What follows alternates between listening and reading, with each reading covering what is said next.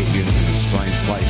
We now step up into Fowler Homes Group A category, and this is Tony Reid, Buttercup's uncle. That's why we call him Uncle Tony Reid. Visually, a really nice boat, Kevin. Great. Yeah, Tony Reid is an engineer from in the Nappy as well. And his mate Bakey, Andrew Bakey, doing the navigational duties. Uncle Tony, the 11th hour racing in for this event, wasn't going to come along, and then all of a sudden they said, mate, are you going to come along? And they gave him the caravan, put a star on it, and it attracted him. The star did the trick, did it, mate? Yes, it did, absolutely. They took it off my trailer. Oh, no. Yeah, I know. But that's all right. Uncle Tony's a good bloke, and, well, if he needs a star on the door of his trailer, well, we should just let him have it. So Uncle Tony Reid are now coming around to pick up the split. The split's pretty tidy with a 49.885. So Uncle Tony's second qualifying run, looking very positive out on track at the moment. Geez, he's driving some nice lines. This is an old and aging Macraft Mark III hull. Oh, Uncle Tony has batted out backwards. I think you'll find he was sitting on top of a bit of wake then when he committed to the corner, and away she went. Another one bites the dust. Another one gone. Another one gone. Another one bites the dust. Hey, another got to do. Another one bites the dust. I wish you could all see this. Yes. Our commentator extraordinaire dancing to that tune, and it's not a pretty sight, everybody. No, there's a fair bit of tummy wobble going on with that. But Uncle Tony and Bakey, yeah, that crosswash coming down the back part of the course got the boat bouncing as we have a look at the replay. And Tony just got a little bit too wide. He was really opening up the apex. The bounce just moved him those couple of mil out to the left side of the track there, caught the grass, bang, all over. Away she went. So at least it won't take too long to rescue this particular boat. They're nice and close to the exit of the racetrack. So they'll be back, and Tony Reid got the power back on again. Got a restart on the out of the battery. All these boats are fitted with very small batteries, Cavi, so they've usually all started off the trailer battery. So unusual to see one fire up out there after it's crashed. Yeah, you might have seen the rescue crew there, who do a wonderful job each and every time, just waving as Uncle Tony got onto got the boat up onto the plane there, and they were all waving, slow down, slow down, slow down. So he'll get a bit of a telling off. The next time that he gets the boat back up onto the trailer, they will explain to him that is not how we operate when we have people in the water. Mate, that jet stream coming out of the back of a jet boat would break a leg, so got to be careful. All right, so our next boat to face the start of boat 33, Scotty Andrews and Anthony Lewis in the navigation seat for Fowler Homes Group A rookies. Their first run was quite tidy, and just trying to find that place on the throttle to be able to feather the throttle so that you're not putting too much power input, then getting off it, getting on it, getting off it. Changes the handling characteristics of the boat in a really big way. But at the moment, Scotty Andrews looking pretty nice out there for the rookie. Yeah, still running fairly tentatively, but we commented before on how well this boat looks in the water, or how good it looks in the water, and oh, very, very heavy on the right-hand steering wheel. Wasn't in the water. But yeah, it looks quite tidy. So if he's able to really wind it up towards the end of the day, it'll be really on the pace. Yes, so Scotty Andrews now coming across to the bottom in front of commentary, hopefully picking up a split time there. Yes, and that's not a bad time there with 53.023. Of course, Tony Reid, the man in the blue boat that crashed not so long ago, was about 3 seconds quicker. But Scotty Andrews, all he needs to do is get it over. Oh, got caught up in the crosswash, put a lot of steering wheel input in there, and nearly got himself unstuck, but comes across the line, finished the lap with a 1:15.035. Yeah, that was a big hop off the wake running down that back straight over there, Cavi. So I'm sure his little pooper valve was going tweak, tweak. Yes, it would have been a fair bit of Well, I don't know whether you could call that fluttering or not. Fluttering, a fluttering yes. Bupa valve. Yeah, no, I don't think you can go well, there. I was sort of thinking that the heart was fluttering. There's no doubt about that. So, do you realise that you should never play leapfrog with a unicorn? Is that right, mate? Yeah, absolutely. All right, Dean and Aaron Riddick, the brothers. Dean Riddick behind the wheel. Aaron Riddick doing the navigational duties. The boys are from New Plymouth. This is hot property and open to view. Oh, geez, I thought they got it stuck a little bit around that left-hander. Yeah, it looked like he was actually wanting to go left and threw it at the last moment. Yeah, a little bit on and off the accelerator, of course. Got the big Michael Jackson bright glove there, does Aaron Riddick. So doing the navigational duty, clearly no in-helmet communication between these pairs, just the old style of navigation, the point, and where I point you shoot. So sounds as though this boat certainly got plenty of oomph about it, but just not a lot of throttle input at this point. Yeah, no, he's still feeling out the track direction, but also, you know, having that moment at the very beginning, it unsettles you really quite badly, and you know, as the lap's going on, he's getting more and more into it. But yeah, you have that moment, and you start to think, holy hell. Yeah, they're never good fun, those moments, but now, well, the rotation seems to be right. Just got to go right around the outside, tentatively through that crosswash, through the pressure waves, down the back part of the course, and through the... Oh, bumped it, and parked it. Put some gas into it, you might be able to get out of that puddle. No, that is yet another crash. So things starting to hot up here at Bay Park, as Dean Riddick parks it out of the course, but did post a time of a 1:17.713. Yeah, he got through the finish there, Cavi, and then hit a heap of dirty border and bounce. Well, turned his brain off. Let's have a look. Let's face it. Let's have a look at the replay on the big screen. And yep, coming around now. Here is where it all. Well, he's just coming into the finish line. You sit there and go, okay, that doesn't look too bad. Comes through that timing loop. Just ran a little bit wide. Yep. Just turned his brain off. We've seen a lot of people throughout motorsport and in the history of motorsport get across the line, brain turns off, bang. All over. Then you're right. There's that big sort of puddle, or we'll call it a lake for the sake of calling it a lake, off to the side of the track there. He could have damn near drove out of there. Well, that's right. Gone back around the inside of the bales, popped himself back over the other side. A bit of crusty demons action, but unfortunately not to be. So we've just got the open to view ute coming down now to effect a rescue of the open to view machine parked up on the track. Kids, hey, if you've just lobbed up, guess what? We've got the Kids Eltherm Family Fun Zone. There is a free water slide there, bouncy castles, balloons and giveaways. Kids under 14 must be supervised by a parent or a caregiver, of course. And of course, there is the optional gold coin donation to go to the Omanu Surf Lifesaving Club. And while you're down there in the kids-friendly fun zone, meet the Eltherm Jetsprint team and check out a supercharged superboat up close, and get some photos too.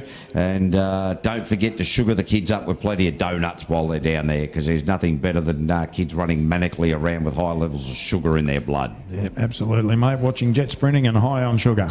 I tell you what, it is just a beautiful mix, isn't it? So we are currently in the Group A category. It is our second qualifying run for the day, and Dean and Aaron Riddick are the ones getting rescued at the moment. We'll take a short break and be back in a minute.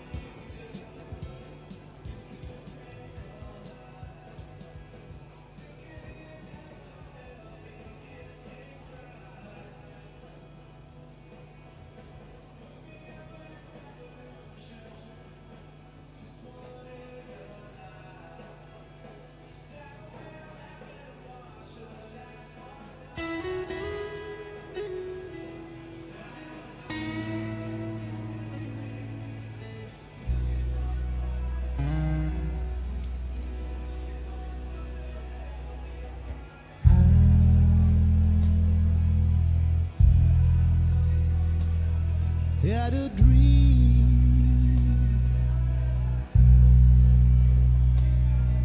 that you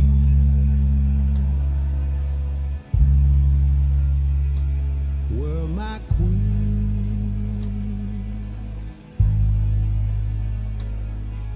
and I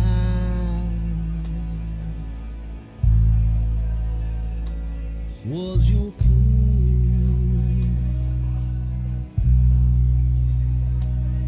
In the shadows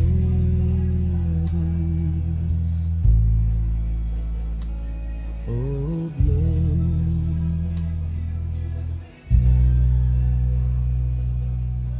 no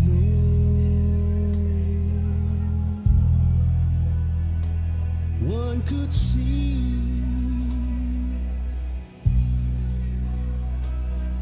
how close we would be.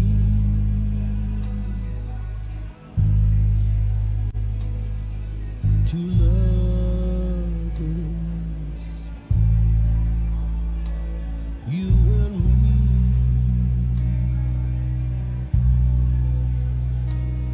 in the shadow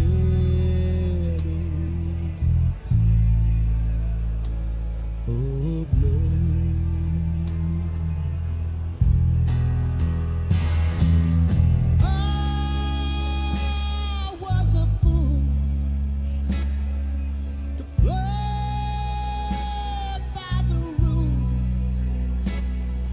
And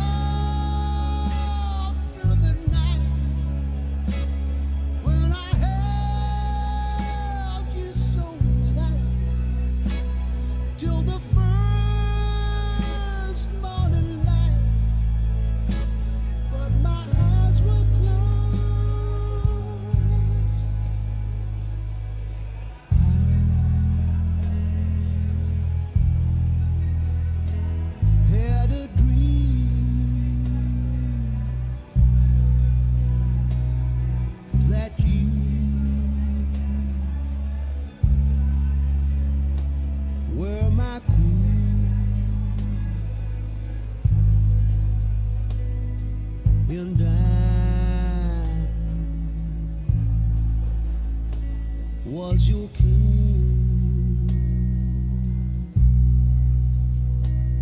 in the shadows of love.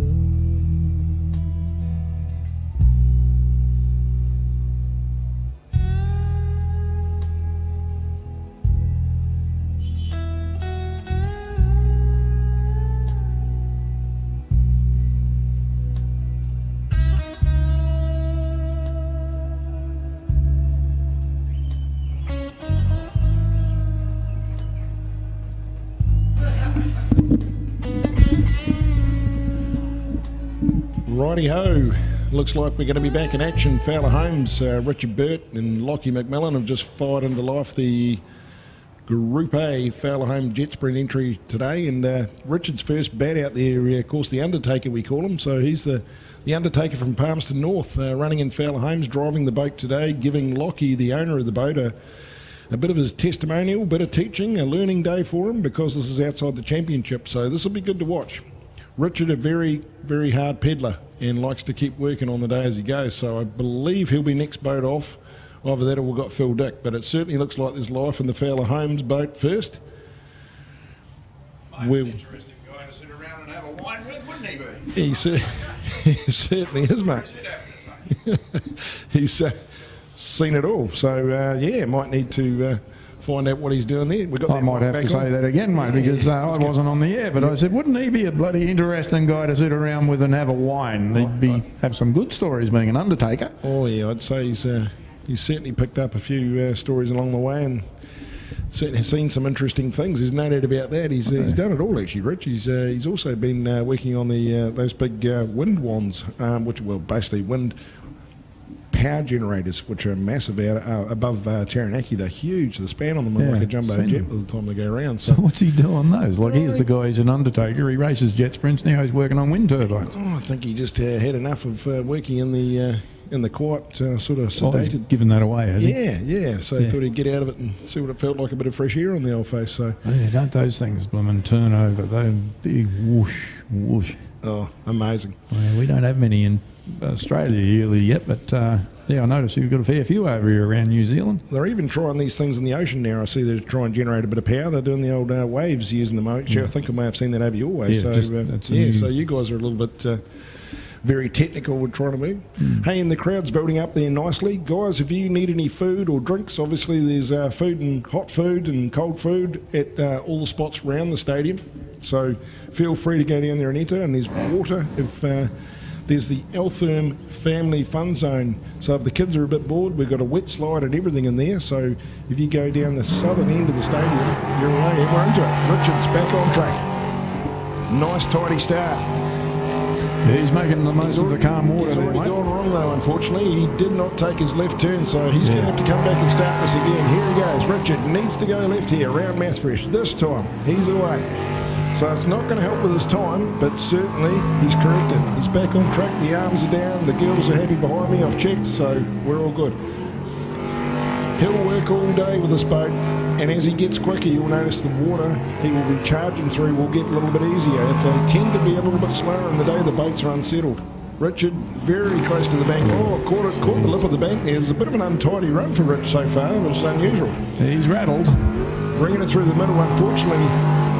What happens now, a lot of these drivers try and pin down a good time, but when you've gone the wrong way, clip the bank, it's never going to be something you're going to pull back. So really, you better just ease into it and try and work on the handling. Chris would probably back me up with this. We've got a little bit of smoke in the back of that boat there too, so you might have a bit of a breather stuck, some sort of oil leaking like out of the gasket, so we'll keep an eye on that. So he's just going to come around the top of the course now and finish, but can that motor stay going? He's obviously Actually got getting worse and worse, isn't it? yeah, it is getting worse. We've got a bit of an oil leak issue there, so here we go. He's crossed the line. We've got a few puffs there, and as you can see, bit we've of flame nearly. a little bit of a flame, but I think it went out. So they'll get him back to the trailer and have a close look at that. He'll have a look at it. He'll be a bit disappointed. Obviously, there you can see the rescue crew just coming to check things out.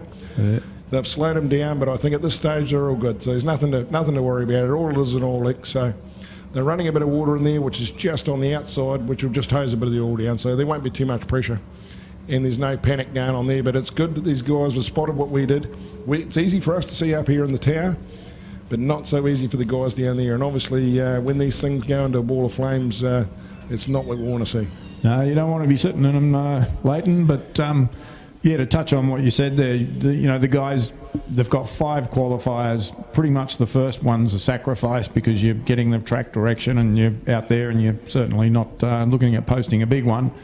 But the next 4, it's really time to get down to business and get a good time in amongst those 4, because you actually don't know what could happen next run. You might have an off or an engine problem or something like that. So he was trying to get down to good time, but he was rattled right after he went the wrong way, wasn't he? Yeah, first corner unfortunately cost him when he made that mistake.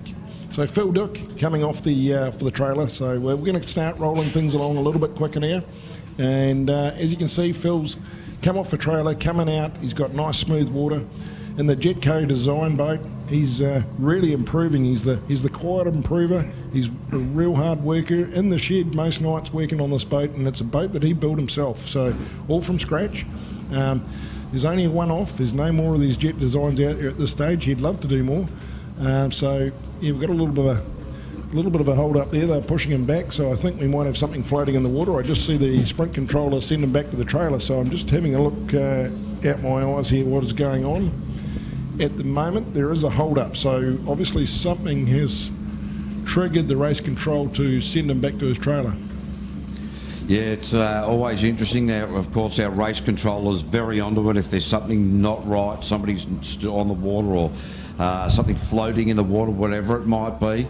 Now, Phil was looking very, very eager to get out on the track then. I wonder if that'll rattle him. Just put him back up at the trailer. He'll now have to reset his mind, rethink the whole program, bring himself down to a level until he gets the AOK and the thumbs up. Eric Oxima He's down there sort of waving his arms around. Maybe needs to learn a little bit of sign language because I'm just not too sure that looks anything like semaphore. He looks fairly calm as he's walking down to check the timing. So it looks like we might have a cut in the timing loop. So they look like they're just trying to double check and see if we've got a cut or something. Maybe when Kelly came out earlier, there he is holding a bit of fresh air there. So let's just see if we've got a link problem or something going on. So looks like we've got Ruben Hoxema rushing out of the timing box here now with a special roll of duct tape. The special electrical tape. Might need Nacky Electrical down here to sort that one out. We can talk this up and make it as flash as you like, but literally they're going to unscrew a chocolate block and rescrew the chocolate block and run a bit of tape around it, and we should be all good to go again. Doesn't help having that water in the all running around at the bottom of those wires, so that could be causing the issue. So hopefully these guys are going to be onto it real quick. We might let you guys go to a bit of music and come back to you in a few secs. So enjoy a bit of a food and a break, and we will see you soon.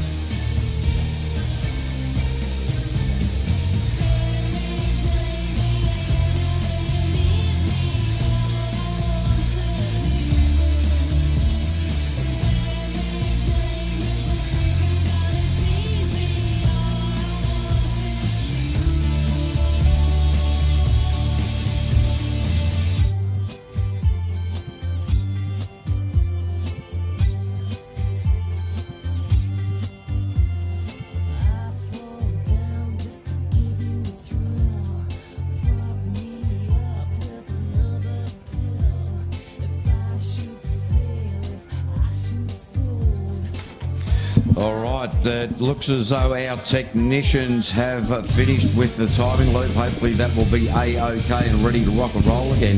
Now, we've got some heat down there at track level, so those guys will be, well, sweating like cheese on yesterday's pizza in the race suits down there. They've got the brollies out there. The grid girls should be down there protecting the drivers and navigators for all that kind of behaviour as well. But now Phil Dick, who was very anxious by the look of his driving to get up to that start line, has had to rethink all of that. Hopefully he's taken that opportunity to calm down, think about what he's going to do, and let's hope he gets a good run, because Phil Dick is one of those guys. Last season he spent a fair bit of time going over grass, going over islands. I think at your track there in Waitara Leighton he hit every island. He must have thought it was the Whitsundays, to be fair.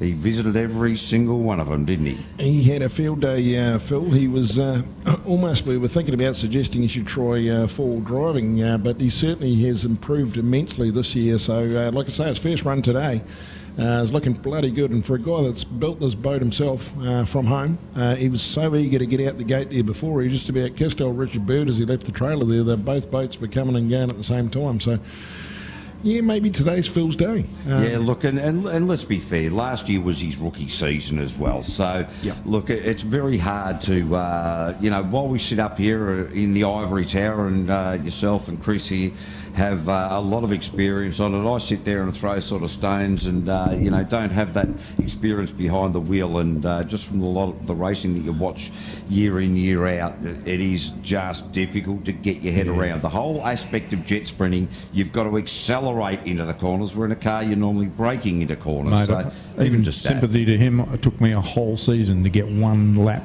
right, when I first started. So Phil Dick is looking golden child. He's away. And just going back to what you said, Cavey, I'm not sure if you throw stones. I think sometimes boulders or rocks that come out, mate. But yeah, we'll have a bit of fun with that ladder under the lights. Yeah, a couple of cliff faces here and there. You just push them over. But look, Phil Dick, Hayden Digby-Smith doing the navigational duties here. And this Hyper Sprint, the Jet Design Co. Phil has actually just finished completing and stitching together a very well-designed fishing boat, I might say. Oh, Phil, very high up there. It's just rubbing the bank at the Elfirm Island there, so that might rattle him a little bit, but he's still being fairly consistent on the accelerator, so this is what we like to see. Yeah, Philly was having a bit of a floater moment there as he glided through that centre island. He certainly seems to be picking it up at the latter stages of this, which is good. He'll bring her into Enzed and should be able to hold the hammer and down as the day goes. This is about where you'll see these guys be tapped all the way home. So it's the big circle of that Enzed island, and they'll bring her all the way home. Geez, as you come around that Enzed, it's a big right-hander, and then the big outside. It takes a fair bit. It wouldn't take much to get dizzy. I'll tell you, Phil, right off the gas quickly at the end of it, and at 112, 134.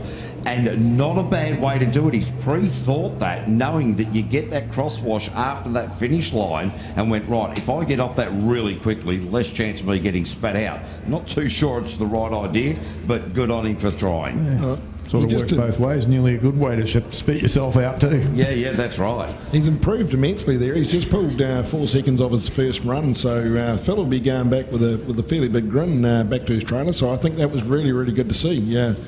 Go back, he's pulled out of it. He's got a good time on the board, 2 in a row now. So Phil, like you say, we talked about this earlier in the day. Normally, he's consistently comes out and does a bit of a wrong way and touches up the lines. Sean Rice, here we go, brand new Sprint Tech package. Sean Rice from Elite Kitchens in the Naki. Faye Rice, his partner, doing the navigational duties.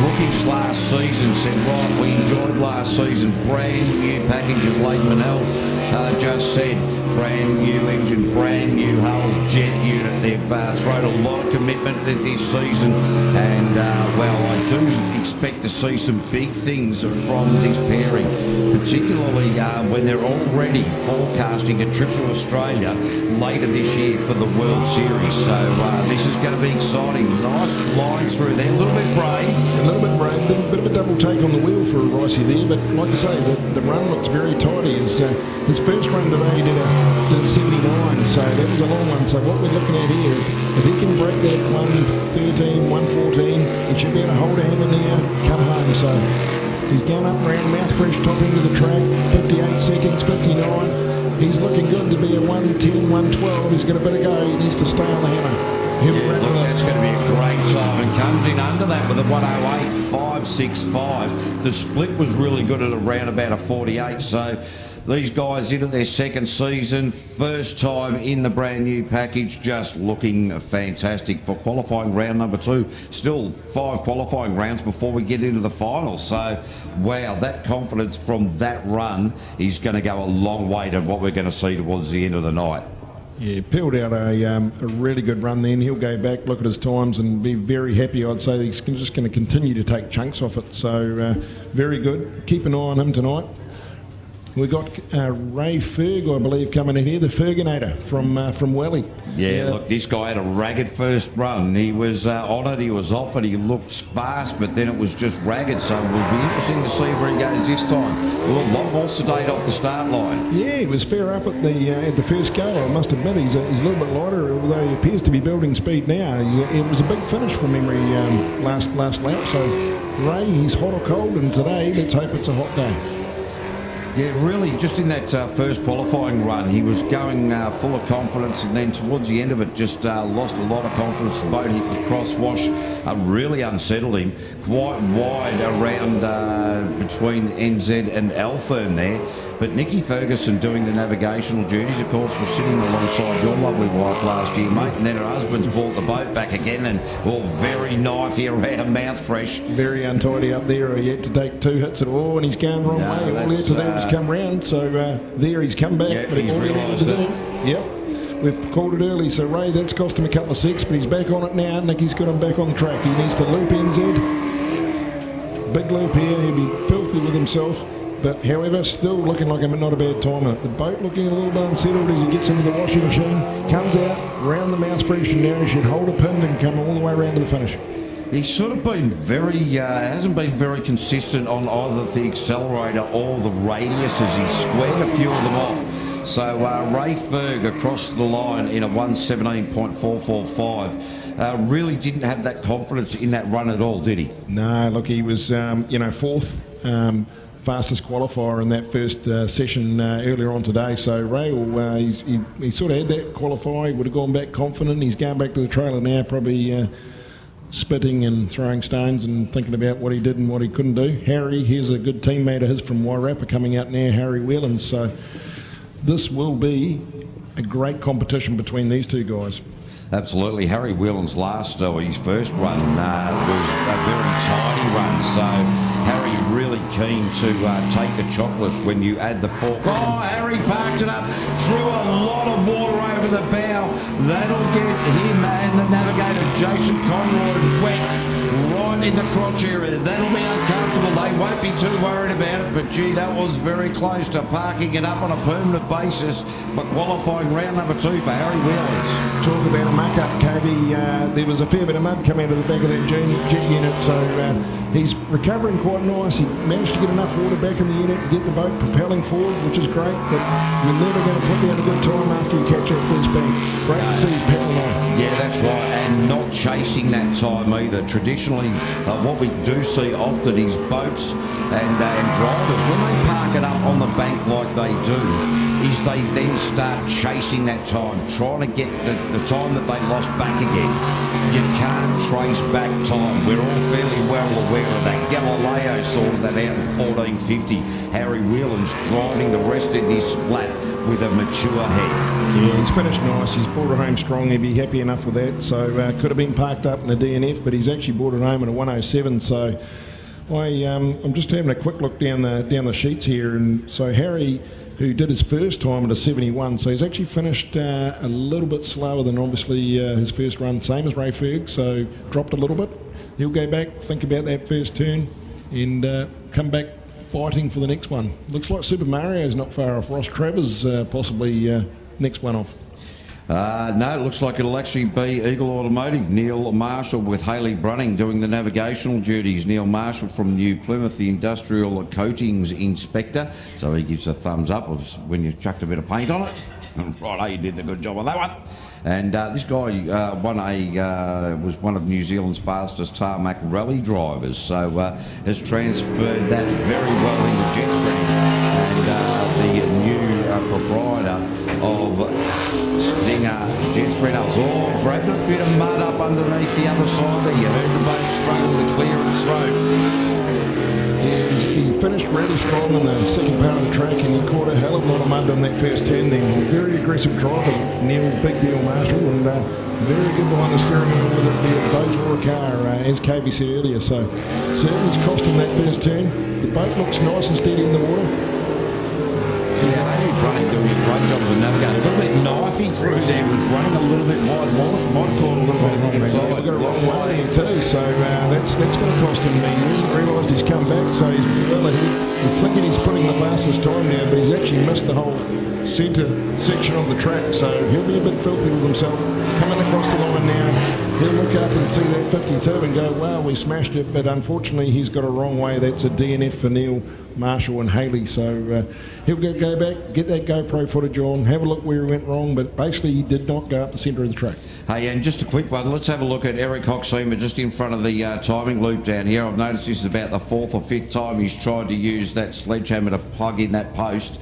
He's nearly got his hand 4 times, he's dropped the sledgehammer 3 times and missed the post 8 times. So there's always action going on around a racetrack, whether it be the boats on the track or a bloke trying to knock in a peg in. The frightening thing is, mate, he's got the Chinese safety boots on as well. And he's using the hammer sideways. Eric Hot Steamer is rushing off, and there he goes. Yeah, about as quick as he ever rushes. Super Mario, Ross Travers, whacked out the fastest time earlier on in the day. This will be good to see. A little bit of ginger on the start. He said to me he was going to go. I was talking to him a little bit earlier. He's actually lent a fuel pump to my wife, Kelly Manell, who's got a bit of a fuel pump issue with her boat. That's why it snuffed out. But Roscoe said, I'm just going to ease into the next one. I was very happy with the first run. He just wanted to have a look, work on the day, and as you can see, he's just calmly going about his business, making sure he's tidy. He'll be looking at the water, conditions, where he can speed up, where he can beat it, where he can't beat it. He's a pretty smart operator. One of the good things that these blokes should recognise really quickly is you get so much track time before you go back on your wash. That's the spot you've got to get that time down, and you miss that, and you get into the rough stuff, and you'll never catch it up again. Yeah, very, very good point there, Chris. And Super Mario looking so much more sedate on the second lap. It'll be interesting to see what the time says, because the split was really good to a 48.190. So, well, Ross Travers now down the back chute there, and what was his time previous there, Leighton? So earlier on 66 at 106, but he's still just coasted along there and done at 109 and made it look rather easy. So certainly not putting the hammer down. There's no issues there. He's just looking for the sweet spots, looking where the rough water is, and gauging his day. He'll be one to watch all day. Ross is a very hard charger, but a very, very clever driver. So yeah, there's a couple more boats to come out in Group A. Yeah, Cy Givens should be the next driver. In fact, he'll be the last driver to round out qualifying 2 for the Fowler Homes Group A category. Cy Given from North Canterbury, Novus Auto Glass, of course, show us your crack. They'll sort it out. Paul Tomo Thompson doing the navigational duty. Cy Given first qualifying run was, well, driving like a bit of a nana. Are we going to see a bit of pace? Yes. Straight off the chute, a lot more aggressive last time out the side. Geez, that Stinger hull beautifully did in the left-hander, but he just run it into Mouthfresh. Really got himself lost, was just got around that sweeper, nearly stuck it up on the dirt. I'll tell you what, got away that by the hair of his chinny chin. A lot tamer around the Mouthfresh sweeper this time around, though. Not sure if he's that confident with the rotation yet, so he's almost second guessing, but certainly the boat's looking good. He's done the right thing here. He's coming up through the centre of the course. He should be able to do it on his speed now. Yeah, he was very confident out of the blocks. That little mistake around the sweeper at Mouthfresh should have knocked the fast pedal down a little bit.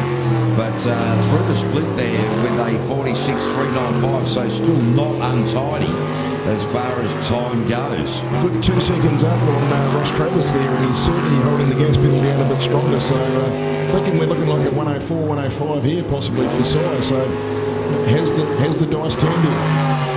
And that is a good run there with a 105.970. So Si Gibbon will take out the qualifying round number 2 time with the 105.970. Harry Whelan's with a 107. Sean Rice with a 108. Ross Travers 109. Phil Dick 112. Scott Andrews 115. So that rounds out qualifying round number 2 for the Group A category. We are now going to go unlimited superboat racing. So very, well, boys and girls starting to get a little bit of a hurry on, starting to get the confidence, starting to work out the track rotation. Those that haven't got the rotation, the confidence will be shot. They're starting from scratch. There's certainly been a few boats uncertain out there so far, and obviously coming into the stadium, the arena, the changing conditions, the water, everything is different to what we normally